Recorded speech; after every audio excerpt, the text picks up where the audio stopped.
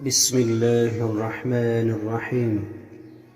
واذكر في الكتاب إبراهيم إنه كان صديقا نبيا إذ قال لأبيه يا أبت لم تعبد ما لا يسمع ولا يبصر ولا يغني عنك شيئا يا أبت إني قد جاءني من العلم ما لم يأتك فاتبعني أهدك صراطا سويا يا أبت لا تعبد الشيطان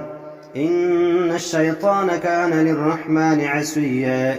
يا أبت إني أخاف أن يمسك عذاب من الرحمن فتكون للشيطان وليا قال أراغب أنت عن آلهتي يا إبراهيم لئن لم تنته لأرجمنك واهجرني مليا قال سلام عليك سأستغفر لك ربي إنه كان بي حفيا